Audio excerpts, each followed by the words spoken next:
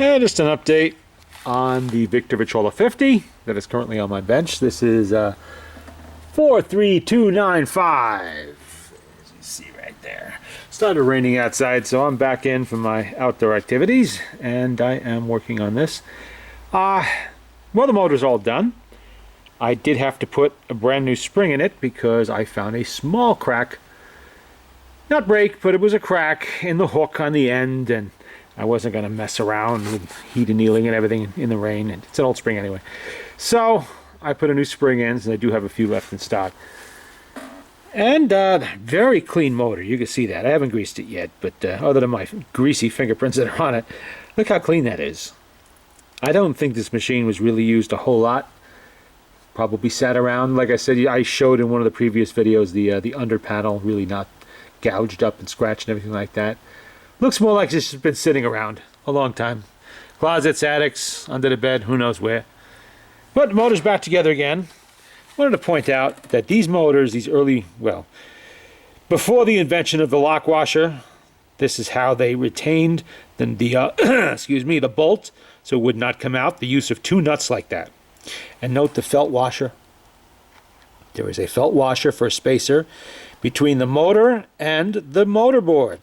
That should be there, but sometimes they get bug eaten. They get left out by people previously screwing around with it. You don't have proper crank alignment then. You need that felt washer in there. And I guess you could make your own if you found a good thick grade of felt. You can make it. It's about the thickness of a modern steel washer, a small one, about that size.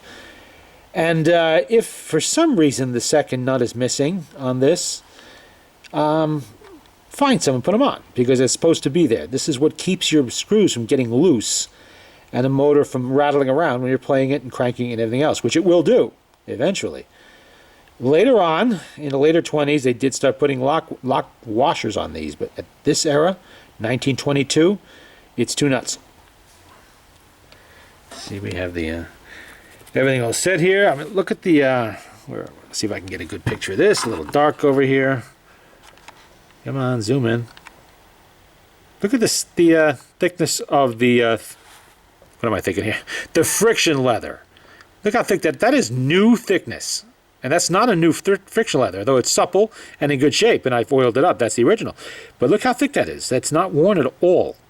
So that tells me right there this was not a machine that was played a lot. A lot of sit time, not a lot of use time. All the gears are really nice. You can always tell. I mean, usually the gears are okay in these motors. Very rarely do you find a problem.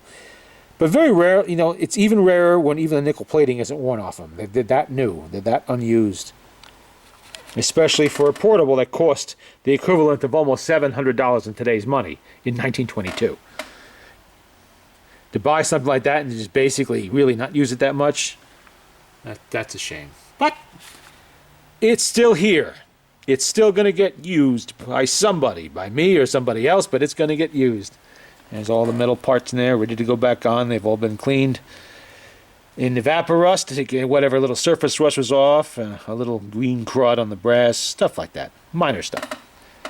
And we still have to clean the case. That's a filthy case. We're going to scrub that up real nice and make it look good. But that's the upgrade, the update anyway. Oh, and there is your, in case you have one of these and don't have it. Let's turn that around so you can see it better. That's your lubrication chart for the Victrola 50 or the Victrola 4. They both use the same motor. Really applies for every Victor motor, but they tell you where to oil the bearings, where to lubricate the spirals with grease, oil the governor springs, the spindle rather. Use Victor spring motor oil and Victor motor grease. Well, that doesn't exist anymore, but you can easily get away with a gun oil or Victor, no, I'm sorry, or 3-in-1 or something like that. You'll be just fine. And for grease, Vaseline works, white grease works, just a light grade of grease. You don't want to go too heavy here. Just a light grade of grease. I like to use white grease, which is white lithium grease. Well, there you go. There's a look. Oh, and I don't know if I showed this earlier in the previous video. If I didn't, I'll show it here. This is the Victrola 50 notice. January 12th, 1922 for this one. Like I said, they were within a few months or less of manufacture of the machine, so they can keep current with all of these patents. Look at the last one was October 11th, 1921. Other patents pending. They were constantly coming up with new ways of doing things, new innovations, and every time they did, they had to change the sticker and upgrade it for each new machine. But there you go. Whoopsie. Don't do that. Knock over my little fingernails. All right.